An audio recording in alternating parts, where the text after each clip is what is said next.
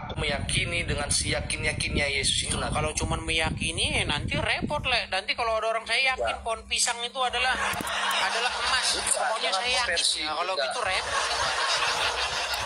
Gini Le, Terus kalau kita diskusi hanya yakin-yakinan, itu nanti kita kayak anak SD. Tahu waktu kita zaman SD? Beda konteksnya, zaman SD begitu. Beda konteksnya, Wak. Aku sebagai Islam, begini Bang, meyakini Yesus itu ada. Abang kan tadi bilang Yesus itu adalah Nabi Isa, betul? Oke. Nah, begini Bang, Yesus di dalam literatur Injil itu hidupnya di Israel, berbahasa Aram, ya kan? Hidupnya pada masa pemerintahan Pontius Pilatus, ya, raja di Yudea pada waktu itu adalah Herodes, dan seterusnya. Nah, supaya kita ini bisa mengambil langkah yang tepat, coba saya mau tanya, menurut literatur umat Islam atau menurut Al-Quran, Isa itu orang mana? Karena saya sangat curiga, Isa ini orang Sumedang. Soalnya banyak teman saya namanya Isa, dia orang Sumedang. Nah, saya mau tanya, bagaimana cara membuktikan? Gini loh, apapun itu versimu, tapi versiku aku meyakini Yesus itu adalah utusan Allah, oke? Oke, baik. Coba sekarang saya tanya Yesus dulu. mengatakan kita ngomong Isa tadi katanya. Iya, Yesus Al-Masih, Nabi ke-24 bagi kami. Makanya begini, pelan-pelan. Tenang dulu, Le. Tenang, tarik napas dulu. Tarik napas, hembuskan. Oke. Tarik napas lagi. Biasa produksi antar, jadi agak ngegas sedikit. Iya, biasanya kan agak ngegas. Tarik napas. Produksi antar biasa. Nah, oke. Jadi, tadi kan Lai bilang, Isa itu adalah Yesus. Nah, biar kita tidak asal klaim, biar kita tidak asal caplok, asal ngomong, coba saya mau tanya, Isa di dalam Al-Quran itu orang mana?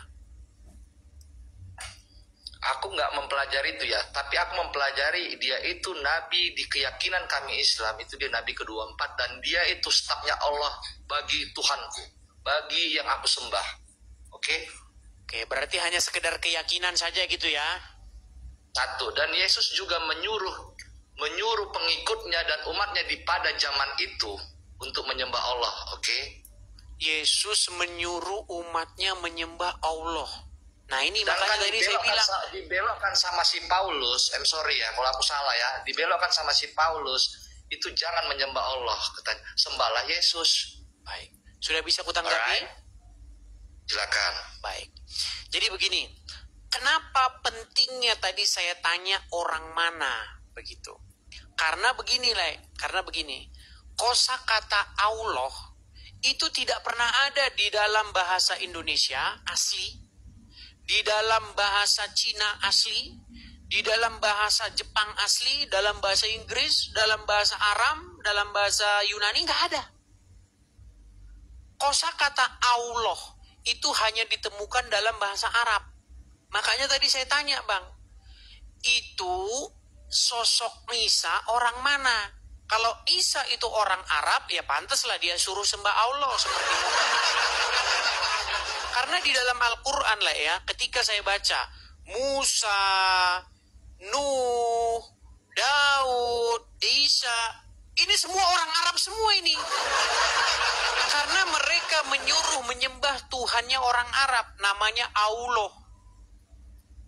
Itu versimu loh, jangan semua lo. Bukan versiku lah, versinya Al-Quran. Saya bacakan. Kamu loh, itu saya bacakan ya. Jangan kau samakan semua orang dengan versimu loh. Kita kan beda keyakinan, tapi tidak untuk jadi saling perang. Justru karena kita beda keyakinan itulah, makanya saya buka versi kitabnya orang Islam. Di dalam kitabnya orang Islam, sosok Isa itu orang Arab.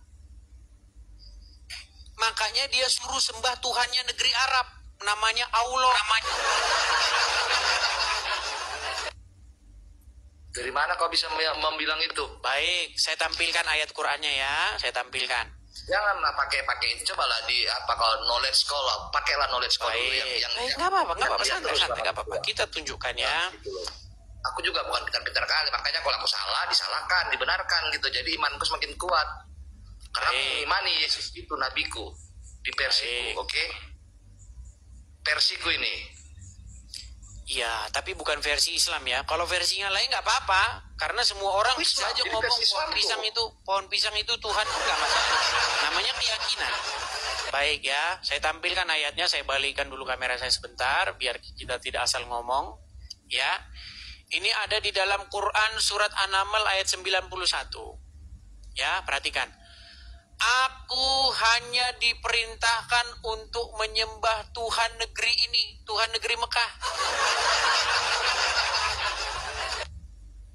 Lihat nih Al-Quran ini. Surat An-Naml ayat 91. Makanya nabi-nabi yang sudah masuk ke Al-Quran sudah dicuci, sudah dirinso, sudah di mesin cuci jadi nabi Arab. Musa jadi orang Arab. Daud jadi orang Arab. Yesus jadi orang Arab. Semua nabi-nabi kalau sudah masuk Al-Quran udah dirinso jadi orang Arab. Makanya Bang saya bilang, salah satu kitab yang kalau kita membaca tanpa ada membaca historikalnya, kita gini loh, apakah sosok-sosok ini nih sosok-sosok yang pernah ada? Berarti kalau pernah ada, berarti dia hidup di bumi. Kalau hidup di bumi ada lokasinya. Kalau ada lokasinya ada bahasanya, ya kan? Nggak ada di dunia ini tempat yang nggak ada bahasanya. Kalau kita ke Samosir, bahasanya Batak, betul? Ya. Ya kan? Ya kan? Di dalam bahasa Batak asli nggak ada kata Allah, nggak ada. Cari kamus bahasa Batak asli, tidak pernah ada kata Allah di situ. Handphone pun nggak ada. Di Al-Quran itu banyak beratus kata Allah di Al-Quran itu tertulis yang aku baca. Iya, justru makanya tadi saya bilang, kalau seandainya kita belajar sejarah, Yesus berbahasa Aram, Musa berbahasa Ibrani. Nggak pernah keluar kata Allah dari mulut mereka. Karena kata Allah itu hanya diucapkan oleh orang yang berbahasa Arab. Saya kasih contohnya begini Bang, contoh begini. Adong masada margoar binsar isamosir, katanya kan. Binsar berkata, beta hita menyembah Allah. Ini udah curiga ini. Ini Binsar ini ini. Bukan asli Samosir ini bahasanya. Karena apa? Karena dari bahasanya itu dia sudah ngambil bahasa orang. Nah, sama seperti itu. Ya. Kalau kita mau betul-betul belajar sejarah, Musa tidak berbahasa Arab.